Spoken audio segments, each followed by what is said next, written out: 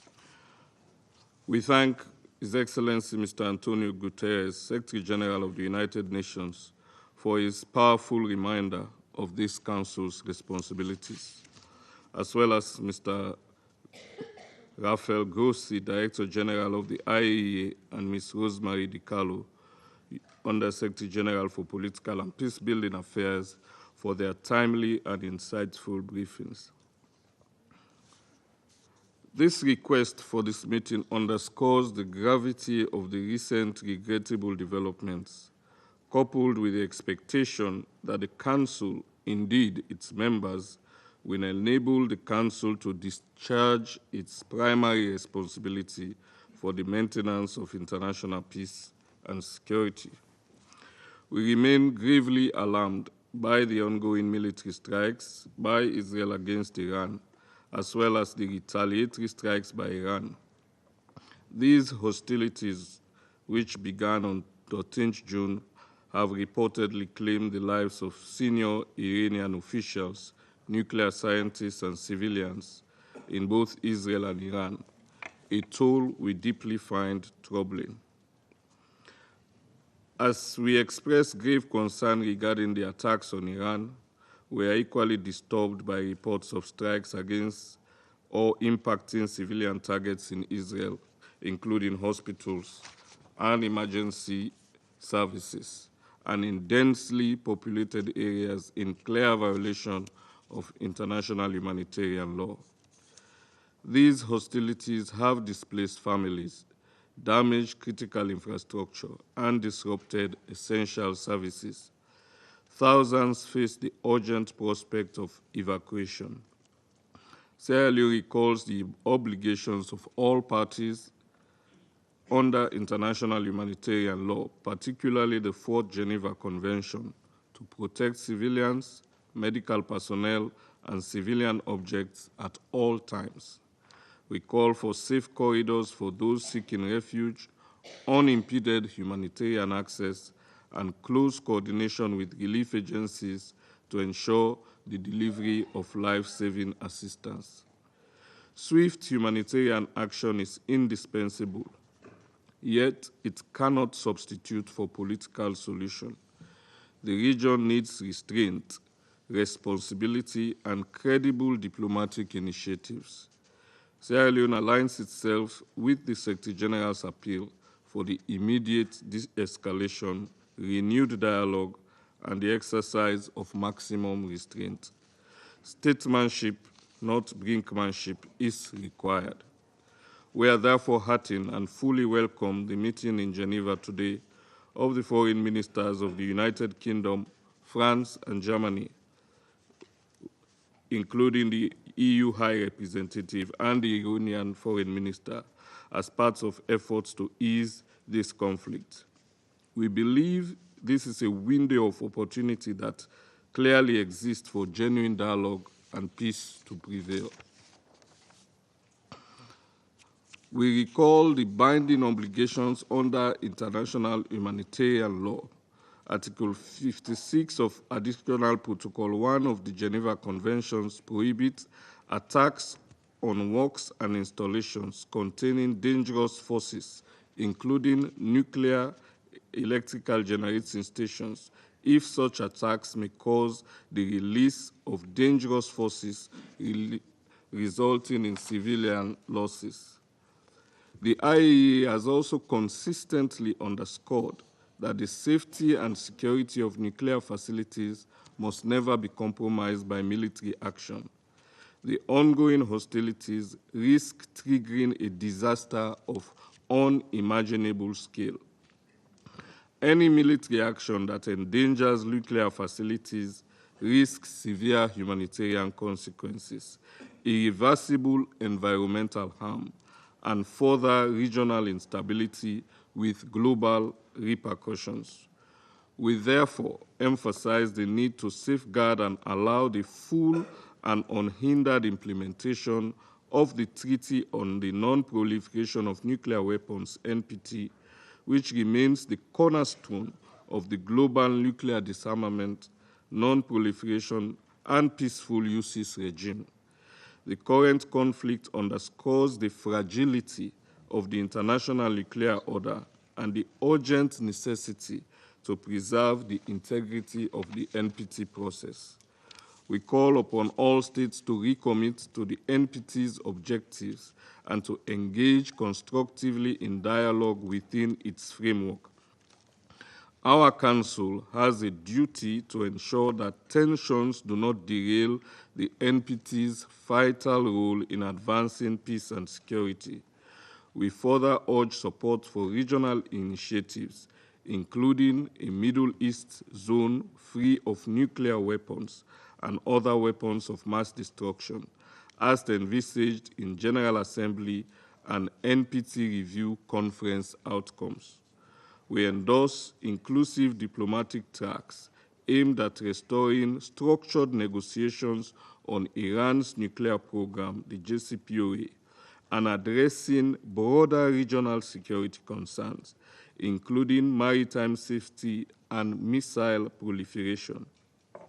Previous agreements, though imperfect, show that sustained engagement grounded in international law and mutual respect remains the surest path toward durable peace.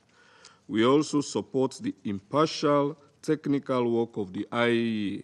Full cooperation by all states, including Iran, with its monitoring and verification mandate is essential to ensure transparency, build confidence, and prevent miscalculation. We commend Director General Grossi for sustaining engagement under challenging circumstances. In closing, Madam President, Sierra Leone recalls the principle of sovereign equality under Article 2.1 of the Charter and the duty of member states to settle disputes by peaceful means under Article 33.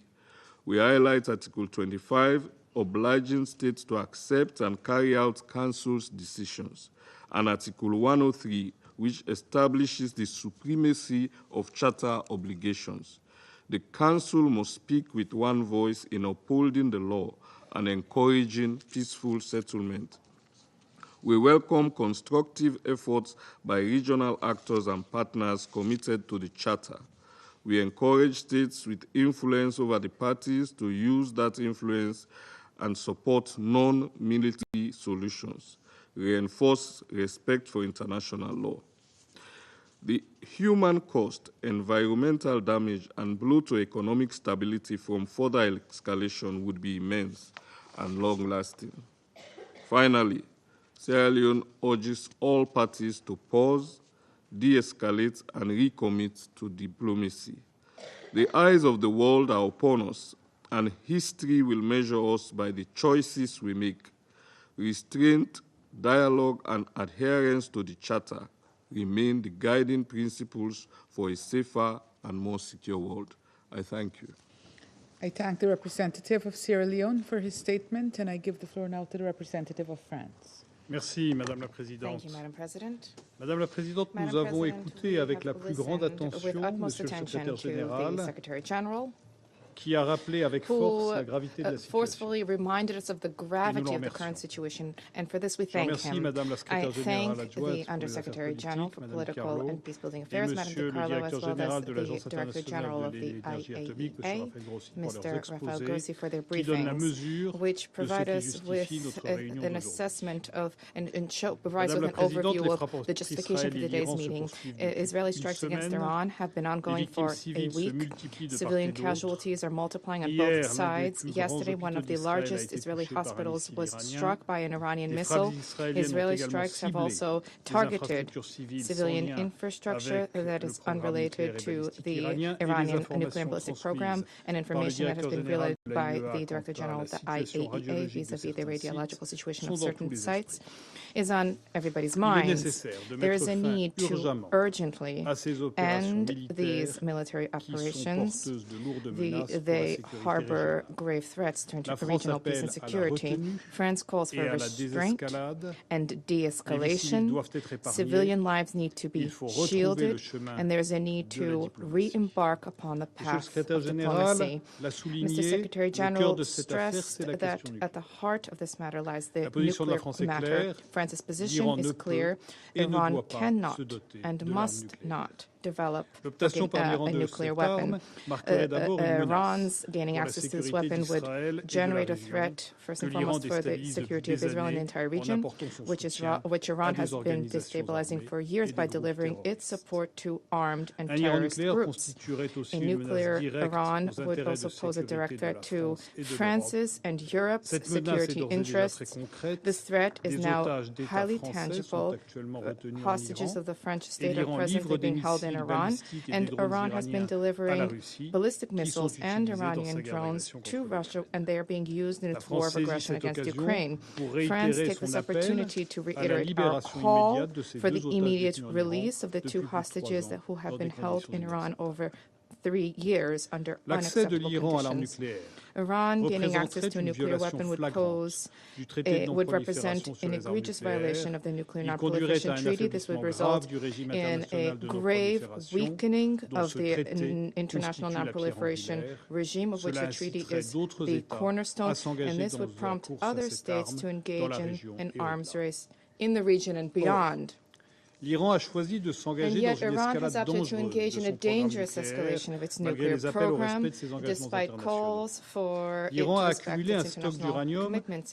Iran has accumulated a uranium stockpile that largely exceeds the limitations set under the 2015 agreement.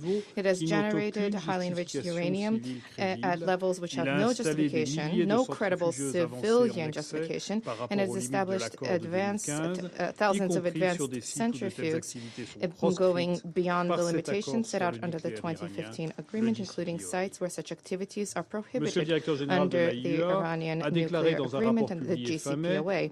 The Director General of the IAEA, in a report published late May, stated that he is not in a position to guarantee the presence of the peaceful nature of the Iranian program. The Board of Governors of the IAEA observed in a resolution adopted on 12 June that Iran was failing to comply with obligations under the NPT. We are grateful to the IAEA for its unstinting efforts, shouldering its oversight and inspection activities despite Iran's obstruction. We respect the ethic of impartiality, independence, and rigorous respect for treaties and their mandate, which the IAEA once again has demonstrated. The goal of the Council needs to be for Iran to resume cooperation with the IAEA, to revert back to compliance with international obligations. A decision by Iran to withdraw from the NPT would be an unprecedented escalation. However, our responsibility vis-à-vis the suffering civilian populations, our commitment to international law, and the memory of the recent crisis in the Middle East requires to act. There can be no military solution to the Iranian nuclear matter.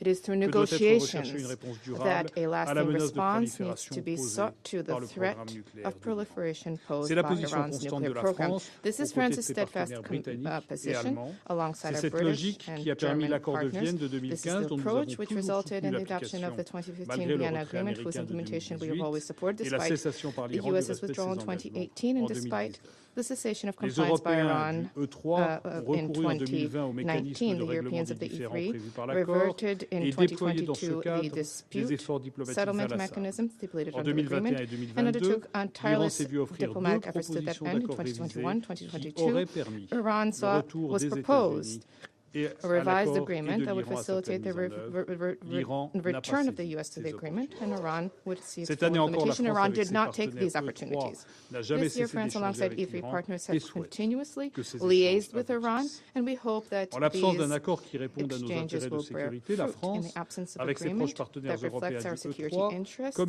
France, alongside European partners of the E3, as was announced, will shoulder responsibility through the provisions set out under Resolution 2231 of the Security Council.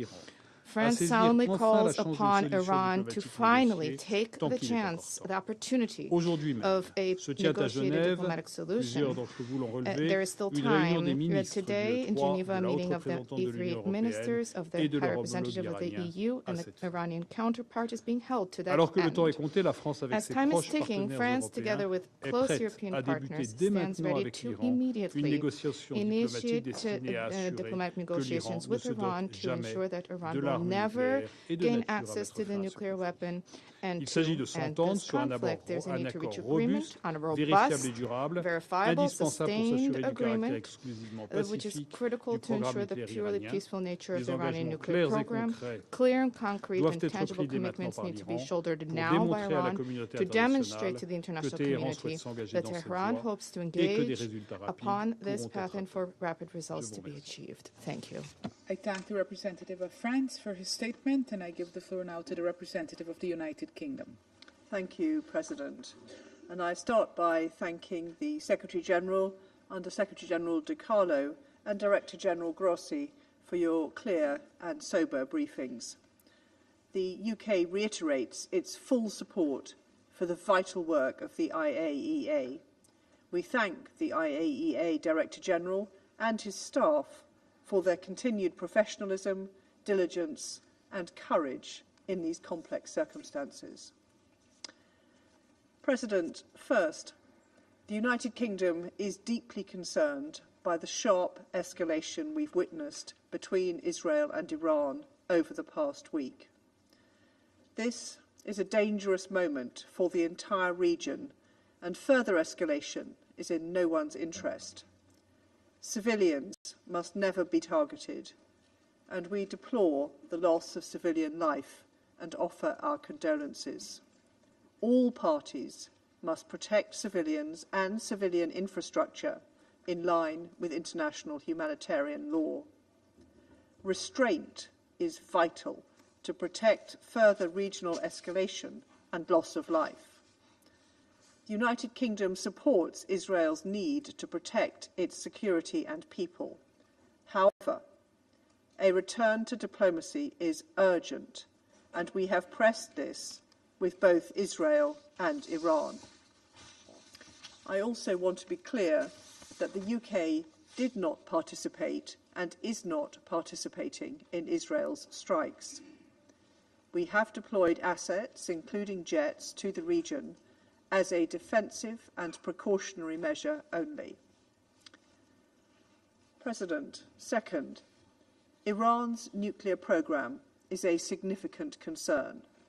My Prime Minister has been clear, Iran must never acquire a nuclear weapon. The IAEA's reports show that Iran's high-enriched uranium stockpile has grown to alarming levels. Iran's stockpile of 60% high-enriched uranium has no credible civilian justification. It is essential that Iran cooperate with the IAEA and bridge the trust gap that the Secretary-General spoke of. The IAEA and the Non-Proliferation Treaty are key pillars of international security. For many years, the UK, alongside our E3 partners, has sought a diplomatic solution to Iran's nuclear program. This commitment stands and has never been more urgent. Alongside E3 colleagues and the EU, we are engaging with Iranian Foreign Minister Araghchi in Geneva today and using this window of opportunity to support a return to diplomacy and a peaceful resolution. Any further escalation, such as restricting IAEA access, diverting nuclear material, or increasing the production of high-enriched uranium, would intensify the threat to international peace and security posed by Iran's nuclear program. Third, military action cannot put an end to Iran's nuclear capabilities. We have strongly supported and continue to support diplomatic efforts to come to a deal. That is the only way to resolve the nuclear issue for the long term. President, our objective remains stability in the Middle East. A diplomatic solution is in the interests of all concerned. Even now, it is not out of reach. Now is the time for restraint, calm, and a return to diplomacy and dialogue. I thank you. I thank the representative of the United Kingdom for her statement, and I give the floor now to the representative of Slovenia. Thank you, Madam President. Secretary General, thank you very much for your introductory remarks. USG DiCarlo and DG Grossi, thank you very much for your updates and appraisal of the situation on the ground. Madam President, as we heard from the briefers, the situation continues to deteriorate rapidly and risks pushing the region toward the point of no return. We are deeply concerned with the Israeli strikes on Iran, as well as with Iran's retaliatory strikes on Israel. Slovenia condemns its military escalation and the unnecessary loss of civilian lives. We call on both sides to respect the UN Charter and international law, including international humanitarian law. We echo the Secretary General's urgent appeal to avoid the internationalization of the conflict. Slovenia calls on both sides to immediately de-escalate and agree to full and unconditional ceasefire. Madam President, Slovenia remains concerned about the size and unclear nature of Iran's nuclear program. These concerns are aggravated by the fact that the International Atomic Energy Agency, after many years, still cannot confirm or deny the exclusively peaceful nature of Iran's nuclear program. However, no amount of precision strikes will make these concerns go away. We have no tolerance for proliferation of nuclear weapons, either for attacks against civilian nuclear infrastructure, whether it happens in Eastern Europe, the Middle East, or anywhere else. Madam President, issues pertaining to Iran's nuclear program have always required a tailored diplomatic solution. JCPOA was a necessity, and when it expires, it will need to be replaced. With this in mind, we urge all parties to prioritize diplomacy and remain committed to a political process.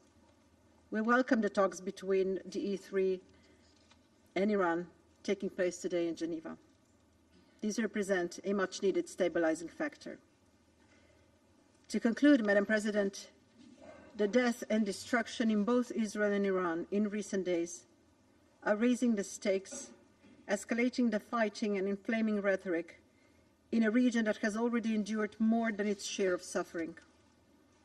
Our thoughts remain with civilians under siege in Gaza and the hostages who need to be released immediately and unconditionally. In such a volatile situation, it takes courage to de-escalate and commit to peace. I appeal to both sides to show that courage, to spare their own civilians and the Middle East as a whole from further bloodshed and destruction. I thank you, Madam President. I thank the representative of Slovenia for her statement, and I give the floor to the representative of Greece. Thank you, Madam President. Let me start by thanking the Secretary General for his very important remarks. I also like to thank Under-Secretary General Mr. DiCarlo and Director General Mr. Grossi for the informative and timely briefings. Madam President, since last Friday's emergency meeting, there has been a significant deterioration of the situation in the Middle East. Once a dreaded possibility, military escalation is now a reality. In this dangerous moment, allow me to make the following 3 points. First, we reiterate our call for immediate de-escalation and utmost restraint so as to end the vicious cycle of military action and violence. The international community must be urgently engaged in order to provide the necessary security assurances and a sustainable diplomatic endgame so as to avoid a regional or, worse still, a global conflagration. We fully support the Secretary General's appeal to all to avoid any further widening of the conflict, and we stress our commitment to regional security and stability, as well as support to any diplomatic initiative that will lead to a sustainable ceasefire. Second, Greece has repeatedly expressed, and does so again, its strong concern over the Iranian nuclear program. It is imperative to preserve the global no-proliferation regime, as enshrined in the NPT, and Iran must comply with its legally binding safeguards obligations and can never be allowed to acquire a nuclear weapon. Third and last, Greece has consistently supported Israel's right to protect itself. We also echo the Secretary General's condemnation of the tragic and unnecessary loss of lives and injuries to civilians and damage to homes and critical civilian infrastructure. A week into yet another conflict, it's now more important than ever to ensure that civilians do not keep finding themselves in the crossfire, especially given the nuclear aspect of the evolving crisis. We recall the obligation of UN member states to act in accordance with the Charter and international law. We consider of absolute priority the respect of international law and international humanitarian law. It is essential to uphold the UN Charter as regards the use of force, as well as the integrity of the global non-proliferation regime. Madam President, in closing, allow me to reiterate that de-escalation and a full and immediate ceasefire are now urgently needed as a first step towards a sustainable peace. The international community and countries of influence must step in and offer diplomatic way out to both parties. We are looking forward to a positive outcome of the meeting taking place today in Geneva between the foreign ministers of the E3, United Kingdom, France, Germany, the High Representative of the European Union, and the Foreign Minister of Iran. The stakes are simply too high for regional world security, and failure is not an option. I thank you. I thank the representative of Greece for his statement, and I give the floor now to the representative of Somalia. Madam President, thank you for your timely leadership in convening this meeting. We appreciate the remarks of the Secretary General and briefings provided by USG DiCarlo and Director General Grossi on the rapidly evolving situation in the Middle East. The situation arising from reported Israeli airstrikes against the Islamic Republic of Iran on 13 June 2025 and Iran's subsequent response is a matter of great concern. These actions represent a perilous escalation that threatens to engulf the entire region in an uncontrollable cycle of violence, suffering, and pain. We strongly condemn any acts of aggression that violate the sovereignty and territorial integrity of member states. Such actions are in clear contravention of the fundamental principles enshrined in the Charter of the United Nations, particularly Article 2 and Paragraph 4, which unequivocally prohibit the threat or use of force against the territorial integrity or political independence of any state. We believe that all member states share a responsibility to act in accordance with these commitments. We emphasize the necessity of respecting the sovereignty and territorial integrity of all states, adhering to the principles of good neighborliness and settling disputes through peaceful means. Madam President, Somalia urges all parties to work towards de-escalation, to achieve a comprehensive ceasefire, and to restore calm and hope.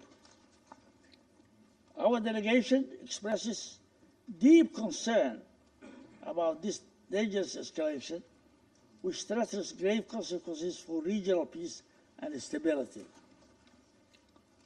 The spillover of these hostilities imperil countless lives and threaten to deepen existing crises. Somalia strongly reaffirms the urgent necessity of establishing a Middle East zone free of nuclear weapons and other weapons of mass destruction, applicable to all states in the region without exception, in accordance with relevant international resolutions. we also stress the need for all Middle Eastern countries to join the Treaty on the Non-Proliferation of Nuclear Weapons as a step towards regional and global security.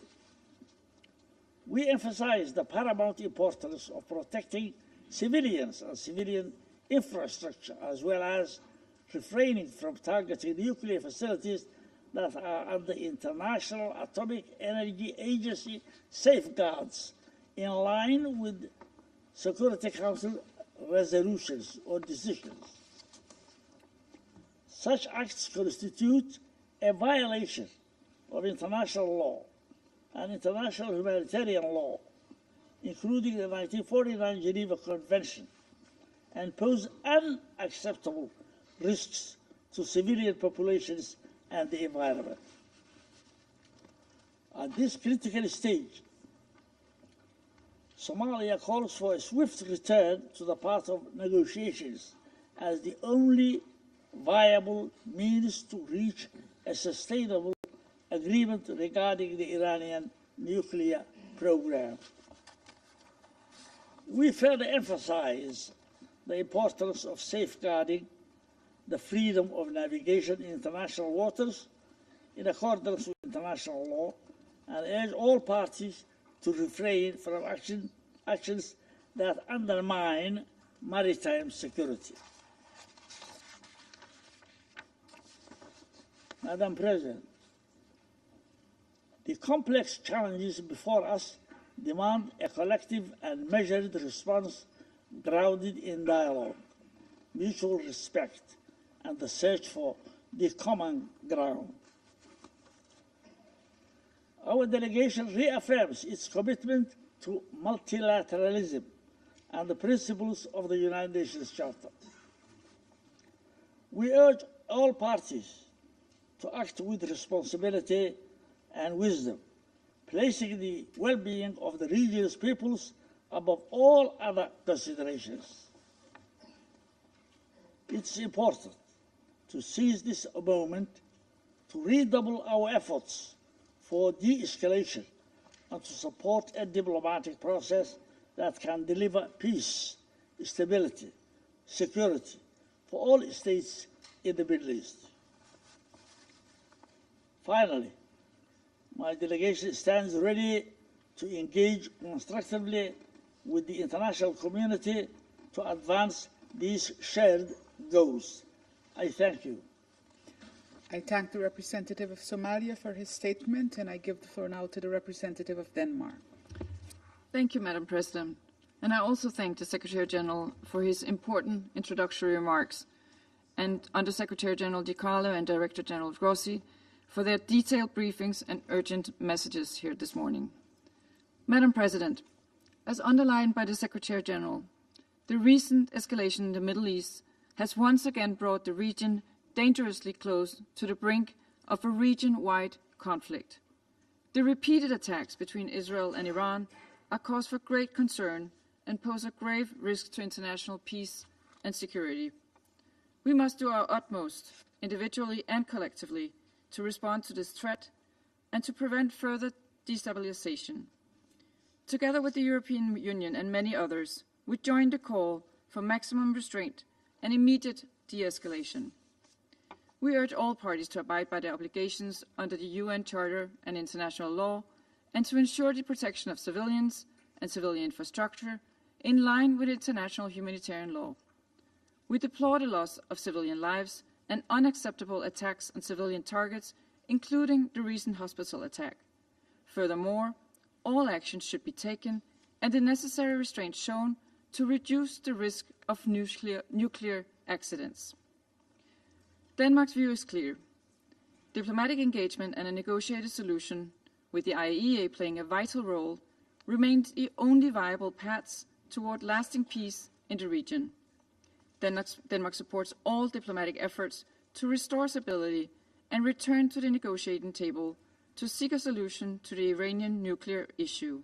And we welcome the E3 foreign ministers and the EU's meeting with the foreign minister of Iran in Geneva today. Madam President, we have been clear that Iran must never be allowed to acquire a nuclear weapon. Denmark has repeatedly expressed our concern about Iran's escalating nuclear trajectory. The fact that the IAEA is unable to provide assurances that the Iranian nuclear program is exclusively peaceful is deeply disturbing. We are further alarmed that Iran is non-compliant with the legally binding nuclear safeguards obligations as recently determined by the IAEA Board of Governors. There is no plausible civilian reason for Iran's production and stockpiling of highly enriched uranium. We strongly urge Iran to cooperate with the IAEA on the outstanding safeguard issues and to return to the negotiating table to secure an agreement with the international community which ensures that Iran's nuclear activities are exclusively peaceful, an agreement which upholds the global non-proliferation norms and which fosters lasting stability in the Middle East and beyond. Madam President, in closing, let me reaffirm Denmark's urgent call for de-escalation, for all sides to refrain from steps that could lead to serious regional consequences. In the face of mounting civilian suffering and at the risk of a spark that ignites a wider conflict, this is imperative. I thank you. I thank the representative of Denmark for her statement. I shall now make a statement in my capacity as representative of Guyana. I thank you, Secretary General, for your remarks and for your untiring efforts at peace. I also thank Under Secretary General DiCarlo and Director General Grossi for the very important updates provided. Colleagues, the recent escalation between Israel and Iran poses an immediate threat to the security and stability of an already volatile region. The effects of this conflict could extend far beyond its immediate borders, exacerbated by the non-compliance with international law. Sadly, regional and international peace and security are now both under threat. Guyana took note of Israel's letter of 17th of June 2025, in which the Council was informed of Operation Rising Lion, aimed at, and I quote, neutralizing the existential and imminent threat from Iran's nuclear weapon and ballistic missile programs, end of quote. We also took note of Iran's letter of 18th June 2025, in which it, and I quote, reserves its right to self-defense, to protect its sovereignty, territorial integrity, the Iranian people, and its vital national interests, end of quote. While acknowledging these letters, we urge both Iran and Israel to exercise maximum restraint to avoid plummeting the region into deeper crisis and dangerously close to a nuclear catastrophe. We also urge both parties to adhere to their obligations under international law, the UN Charter, and the relevant Security Council resolutions. We emphasize that a state's right to self-defense does not absolve them of their responsibilities and obligations under international law, including human rights and humanitarian law. Colleagues, the Middle East has long endured a fragile stability, constantly threatened by geopolitical tensions and unresolved conflicts. As the war in Gaza continues, this new escalation threatens to shatter the delicate balance, igniting a wider regional conflagration with unimaginable consequences. It risks drawing in more actors, further entrenching cycles of violence, and making a peaceful resolution increasingly elusive. Like the Secretary General, Guyana firmly believes that dialogue, diplomacy, and adherence to international law are the only pathways to sustainable peace in the region. We call on all parties to immediately cease hostilities, de-escalate tensions, and return to the path of diplomacy. The root causes of this escalation must be addressed with urgency, and the parties must work towards a comprehensive and lasting political solution that respects the sovereignty and territorial integrity of all states in the region. Colleagues, Guyana is also concerned about the possible humanitarian consequences and reiterates its call for all parties to respect international humanitarian law, particularly the principles of distinction, proportionality, and precaution, and to ensure the protection of civilians and civilian infrastructure. Media reports indicate that over 200 persons have already been killed in Iran and at least 24 in Israel as a result of the escalation. It is important to ensure that more civilian lives are not lost. Finally, Ghana takes positive note of the meeting in Geneva today with the E3, UK, France, Germany, the EU, and Iran. We also reaffirm our commitment to supporting any Security Council measure aimed at preserving international peace and security. I thank you. I resume my function as President of the Security Council, and I now give the floor to the representative of the Islamic Republic of Iran. Thank you. In the name of God, the compassionate, the merciful, we express our sincere appreciation to you, Madam President, for convening this urgent meeting at our request. We welcome the presence of the Secretary General and in this meeting, and thanks for his introductory remarks. We also extend our gratitude to Under Secretary General Ms. DiCarlo for her valuable briefing. We thank Algeria, Pakistan, China, and the Russian Federation for supporting this meeting and for their clear condemnation of Israeli brutal attacks. Madam President, on 13 June, Israel launched a large-scale, unprovoked military attack against the Islamic Republic of Iran. Civilian cities, including Tehran, Isfahan, Shiraz, Tabriz, and Kermanshah, were deliberately targeted. The strikes were planned and systematic, killing senior military officials, scientists, professors, students, doctors, artists, athletes, rescuers, and ordinary civilians, including women, children, and infants. Many died in their sleep. These children killed in their bed.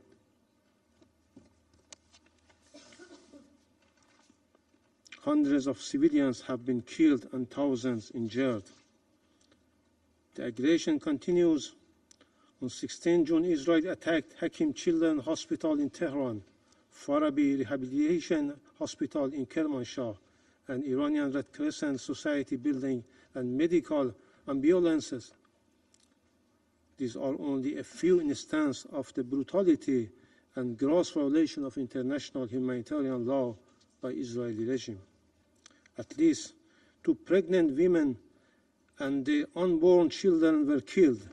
On the same day, Israel struck the national broadcasters IRIB during a live broadcast, killing journalists and humanitarian workers.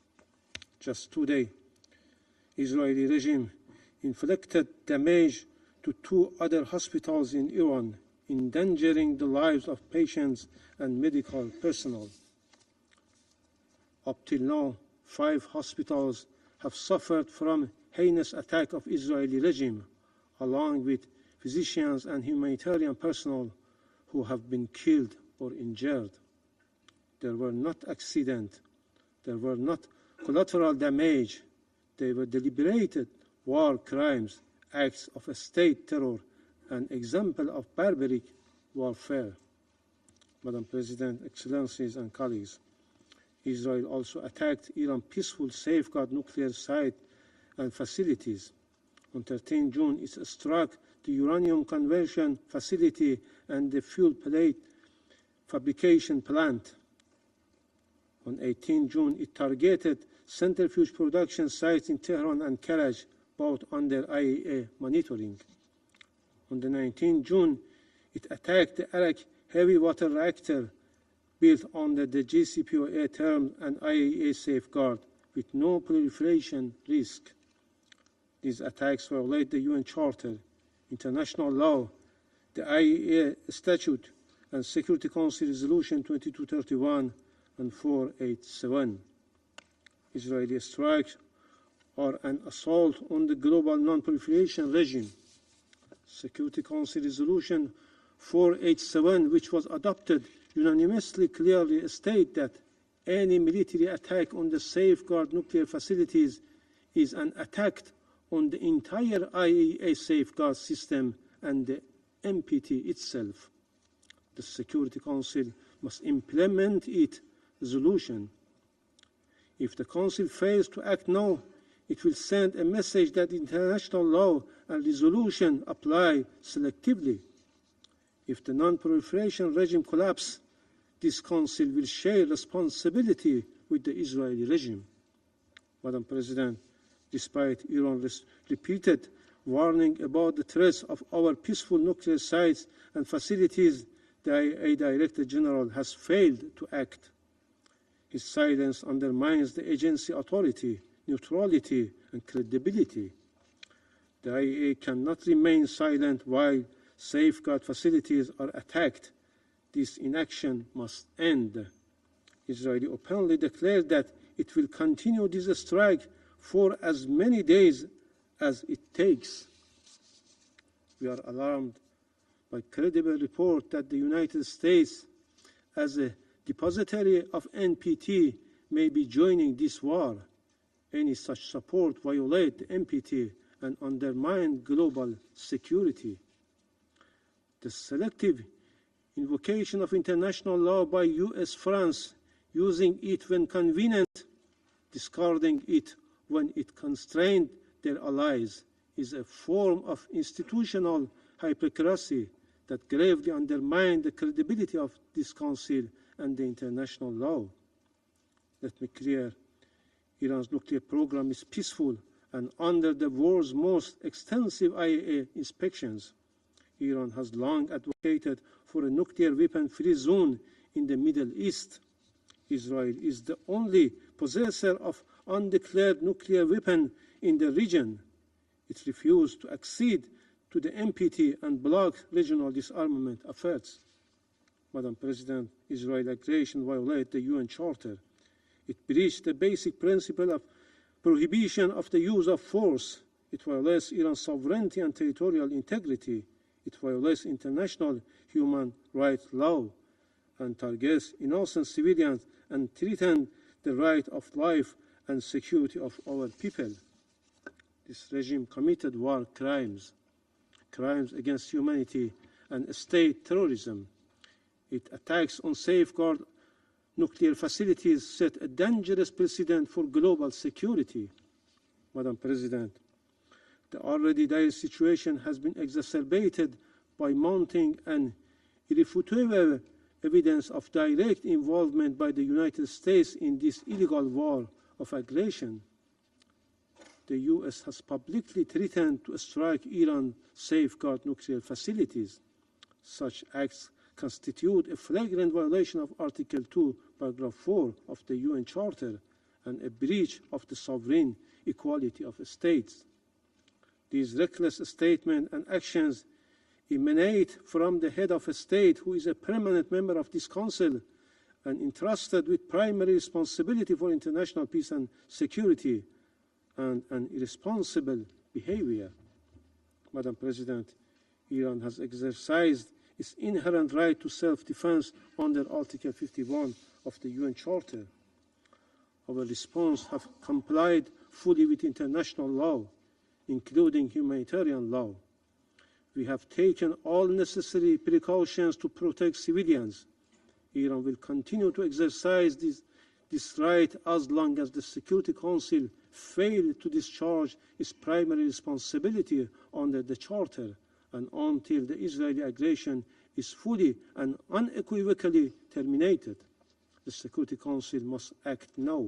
We reiterate our call on the Security Council to determine the Israeli illegal use of force and armed attacks against Iran are a breach of peace and act of aggression.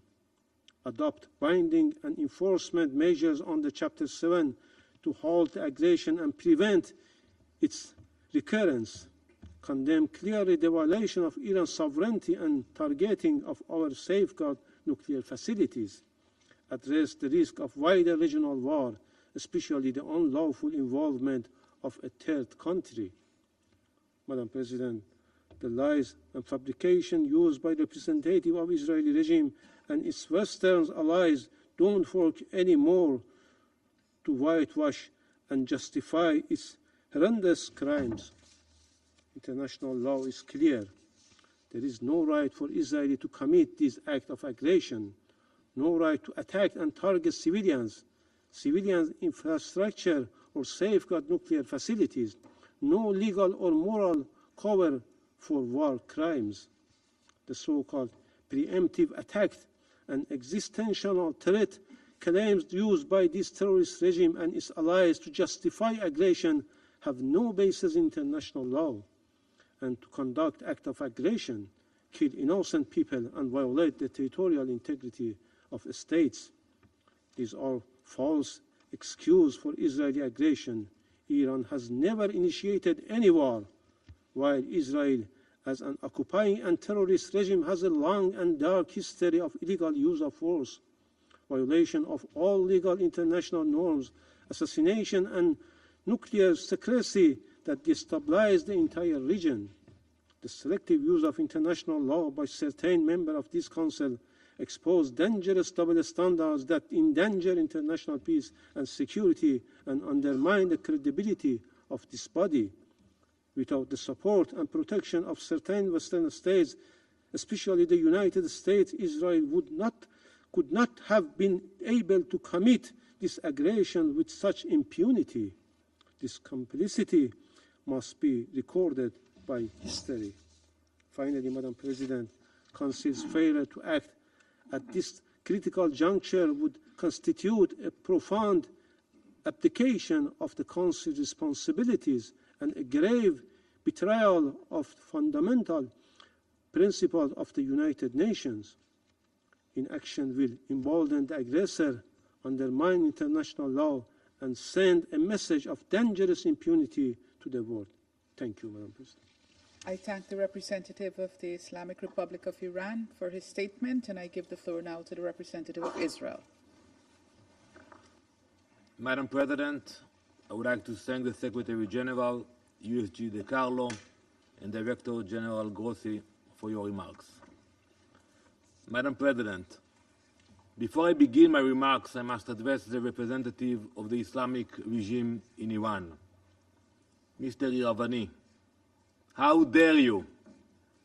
How dare you write 5 letters in the last week, come before this Council, demand a session, and ask the international community for sympathy? How dare you ask the international community to protect you from the consequences of your own genocidal agenda?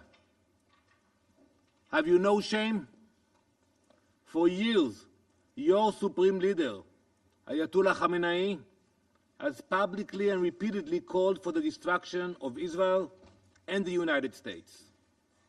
In May 2024, he declared, and I quote, "The divine promise to eliminate the Zionist entity will be fulfilled." In May 2025, he said, and I quote, "The Zionist regime that is a lethal, dangerous, cancerous tumor should certainly be eradicated, and it will be." These statements are your regime's policies. Your government has attempted the assassination of Prime Minister Netanyahu. It attempted the assassination of President Trump. Your operatives have plotted to attack Jewish communities and kill Israeli civilians across the world. Now, with innocent blood still dripping from your hands, you come here asking for sympathy. You demand protection from this Council while plotting the extermination of my people. It's enough. Enough with the performances. Enough with the theater. How can this Council allow the representative of a regime that funds, arms, and orchestrates terror across the world to come here and play victim? It's like a wolf complaining when the shepherd fights back to protect his flock. So innocent. Mr. Iravani, please clarify to us. Do you support the destruction of Israel, a UN member state?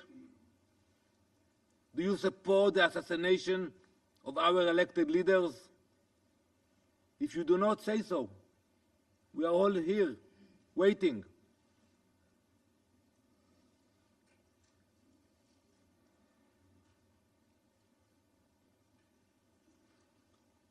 This Council should put an end to this charade, once and for all.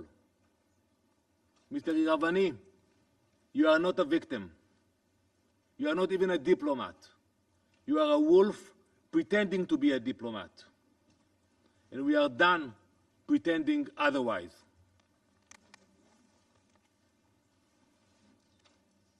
Madam President, on Wednesday night, Iran launched a ballistic missile directly at a hospital. And by the way, I listened to your word. You mentioned that we attacked hospitals. I ask you to provide a list of the hospitals that Israel attacked in Iran. We know what we are doing. If we attacked hospitals, show us the locations, show us the names and the list. Iran launched a ballistic missile directly at the hospital, Soroka Medical Center in Beersheba, the largest hospital in southern Israel. It was struck by a precision-guided missile fired by the Islamic Republic of Iran. This hospital serves over 1 million people, Jews, Muslims, Christians, Druze, Bedouin. It is a vital provider of emergency and trauma care. Iran hit it in purpose. There was no military bases around, no mistakes, leaving those million people with severely reduced access to medical service. This was not a misfire. This was not a mistake. Iran has proven its ability to strike strategic targets with accuracy. This was a deliberate act. It is a blatant violation of international law, a war crime, and a calculated attempt to murder the most vulnerable. Let this Council understand what that missile really signified, that no one is safe, that if Iran will target a hospital with a ballistic missile, it will target anyone, anywhere, with anything they have. Today it was Beersheba. Tomorrow it could be Brussels. Soon it could be Boston. Iran is rapidly expanding its ballistic missile arsenal. Today its longest range missiles can travel over 2,000 kilometers. That already puts Eastern Europe in range. But Iran is not stopping there. Iran is developing missiles with a range of over 4,000 kilometers. That would place every European capital, London, Paris, Berlin, Rome, within striking distance. And when that milestone reaches, what comes next? New York, Washington, the US entire East Coast. Before Israel took action, that reality was approaching faster than you could imagine. Council members, do you believe that such a regime will hesitate to threaten entire populations with nuclear-armed missiles? Can you guarantee? Especially a regime which chants death to America, death to England, death to Israel, and so many others. Because that is where the world was heading. Israel is stopping it. Iran has already enriched uranium to near weapons-grade levels. It cannot be denied. We saw the reports. It has built deep underground facilities designed to survive bunker-busting bombs. It has advanced missile delivery systems. And it has lied to the IAEA and the world at every step. There must finally be an acknowledgement that there is no greater threat to international peace and security than a nuclear Iran. The Soroka strike of our hospital should end any illusion that this threat is theoretical. Iran is not just building the capability, it is using it. We will never allow those capabilities to go nuclear. While the Ayatollah shout death to America and death to Israel, Many on this council dismiss those threats. While Iranian missiles fly, the UN urges restraint and de-escalation while ignoring Iran's nuclear ambitions altogether. That weakness, that detachment from reality, that hypocrisy is what allowed Iran to get as far in its nuclear program as it did. It is what allowed Iran to sow chaos across the world. And let's analyze it for a minute. The Iranian regime has exported thousands of drones which have killed many civilians. It has harmed Hezbollah in Lebanon, Hamas in Gaza, the Houthis in Yemen, Shiite militias in Iraq, extremist groups in Syria and Africa, and criminal networks in Latin America and Europe. It's a war machine, stretched all around the world. Its reach is not limited by borders, its hatred is not limited by reason, and its ambition is not limited by geography. We have already seen the consequences. Terror attacks in Argentina, Iranian agents uncovered in European capitals, proxy missile strikes on Gulf states. This is Iran's vision for the world, and it's happening in real time. Right now, Israel is a focus point for that murderous vision.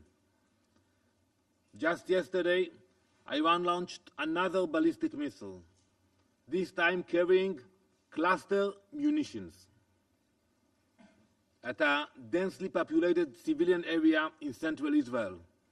Cluster munitions are designed to spread multiple explosions over a wide area.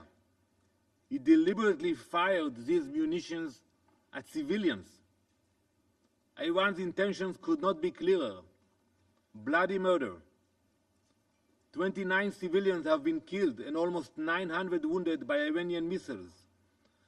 The only reason the number isn't higher is because of Israel's advanced defensive capabilities.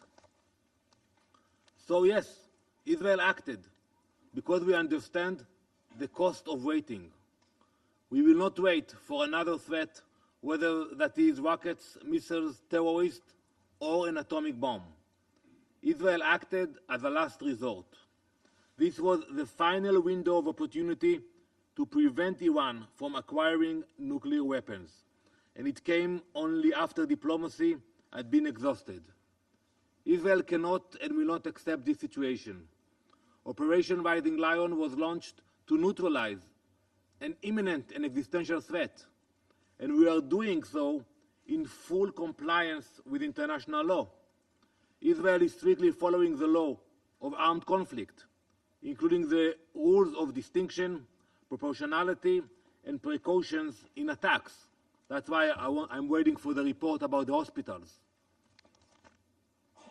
Our strikes are aimed at military objectives based on reliable intelligence. Every measure is taken to minimize harm to civilians.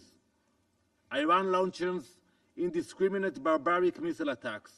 They deliberately target population centers. This is the difference between a democracy acting in defense of its people and a brutal regime targeting civilians. Colleagues, it is Israeli civilians running for shelter now, every day. But something many of you also seem not to understand is that when Israel acts, we are not only defending our people, we are defending yours. As German Chancellor Merz said, and I quote, Israel is doing the world's dirty work. We are the first target, but we will not be the last. We are holding the line between civilization and genocidal jihadist imperialism. Iran doesn't just want to destroy Israel. It wants to remake the world order. One missile, one terror proxy, one destroyed hospital at a time. So no, we do not apologize for defending ourselves. We do not apologize for striking Iran's nuclear facilities. We do not apologize for neutralizing the threat. because while some here raise their voices when Israel strikes a ballistic missile site, they fall silent when Iran strikes a surgical wind. Some condemn us for destroying a drone factory, but say nothing when Iran hits a residential building. That is not balance. That is moral collapse. We are doing what this Council should have done long ago. We are acting where the international community hesitated. We are stopping a threat that endangered the entire world. Though our homes, our families, and our children are under threat, we will not stop. Not until Iran's nuclear threat is dismantled. Not until its war machine is disarmed. Not until our people and yours are safe. This is not just Israel's fight. It is the world's fight, and if no one else will fight it, we will. Thank you, Madam President. I thank the representative of Israel for his statement. I wish to take this opportunity to remind all speakers that this is a formal meeting of the Council, and as such they need to ensure the proper decorum and proper language. We should always aim to refrain from personal attacks. I now give the floor to the representative of Iraq. شكرا جزيلا السيدة الرئيس ونعرب عن امتناننا لحضور السيد الأمين العام لهذه الجلسة. We express our appreciation for the presence of the Secretary General and for calling to contain this crisis and his call for return to renegotiations and his awareness of its consequences. We also extend our thanks to the Under-Secretary General and the Director General of the IAEA for their briefings. I would like to express the appreciation of the Republic of Iraq for the efforts of the Security Council in following the dangerous developments in the Middle East, which is witnessing an unprecedented escalation owing to the continued Israeli attacks on the Islamic Republic of Iran and their repercussions on regional and international security. Iraq strongly condemns the unjustified Israeli attacks against the Islamic Republic of Iran and the repeated Israeli violations of the sovereignty of states, especially the violations of the Iraqi airspace to launch an aggression against neighboring Iran. These actions constitute a blatant violation of the principles of the UN Charter and international law, and a flagrant assault and unlawful use of the airspace of a sovereign state to carry out hostilities against another neighboring UN member state. These actions have exacerbated instability in the region and exposed its security to serious risks. As a result, Iraq was forced to take the precautionary decision to close its airspace, which caused economic losses in the transportation and tourism sectors, in addition to humanitarian damages due to the stranded travelers and airport closures. We reaffirm our categorical rejection of any violation of Iraqi sovereignty.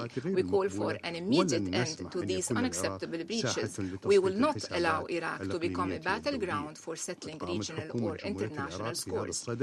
In this context, the government of the Republic of Iraq has submitted an official complaint to the Presidency of the Security Council on the 13th of June, outlining the details of this violation. Madam President, shortly before the convening of this session, 50 Israeli warplanes have violated our airspaces and our territorial integrity. They were coming from the Syrian-Jordanian borders. 20 airplanes started, followed by 30 airplanes heading to the south of Iraq, and they flew over Basra, Najaf, and Karbala cities. These violations are violations of international law and the UN Charter. They violate the sovereignty of Iraq. They also constitute a threat to the sacred sites and regions, which might cause strong popular reactions, considering the importance of these holy sites for our peoples. Madam President, Iraq has repeatedly warned since the beginning of the war on the Gaza Strip. It has repeatedly warned of the consequences of the continuation of this war and the expansion of the conflict, which fuels regional tensions and endangers regional and international peace and security. No measures have been taken so far to stop this war or to alleviate the suffering of the Palestinian people. This has emboldened the Israeli occupation forces to commit more crimes and attempt to expand the war and escalate it, dragging the region into a regional conflict. This is what we had warned against. We reaffirm today that the continued Israeli aggression against the Republic of Iran threatens to turn the region into a full-scale conflict zone with catastrophic consequences for the peoples of the region, for international waterways, their closure, and the impact this might have on energy markets and the global economy. The continuation and geographical expansion of the war or the involvement of new actors in this war all threaten to turn it into a comprehensive regional conflict that jeopardizes the stability of the entire region and will have dire consequences for all the peoples of the region, including countries that were not part of the direct conflict. The situation becomes even more serious since this is not the first time the Security Council convenes to discuss military actions carried out by the Israeli entity against sovereign states and their nuclear facilities. We all clearly remember the Council's resolution 487 of 1981 and the report of the Board of Governors of the IAEA, which then described the Israeli action as a blow to the comprehensive safeguard system of the IAEA and to the non-proliferation regime, adding that Israel should subject its nuclear facilities to the safeguards regime and to accede to the NPT in order to create a zone free from nuclear weapons and all weapons of mass destruction in the Middle East. The current violations also coincide with ongoing diplomatic negotiation tracks. The current military escalation deals a severe blow to all political efforts and returns the region to the brink of confrontation at a time when we are all in dire need of promoting dialogue and reason. We encourage the IAEA to fulfill its technical mandate. Madam President, يواصل العراق بصفته رئيسا للقمة العربية جهود الدبلوماسية الإقليمية والدولية ودعا إلى تعقد اجتماع طارئ لوزراء الخارجية العرب لتنسيق المواقف كما نعمل بالشكل الوثيق مع منظمة التعاون الإسلامي لتوحيد الرؤى والمواقف بهدف نزع فتيل هذه الأزمة الخطيرة واحتوائها وإنقاذ الأرواح وضمان عدم انزلاق المنطقة إلى حرب شاملة مدمرة وتجنب نتائجها we must also avoid the consequences arising from the repeated targeting of nuclear facilities, which could lead to catastrophic radioactive leaks that go beyond the borders of the targeted state and pose a long-term direct threat to human life and the environment in neighboring countries, including Iraq. In conclusion, Madam President, Iraq calls on the Security Council to shoulder its responsibilities in maintaining peace and security and doing the following. 1.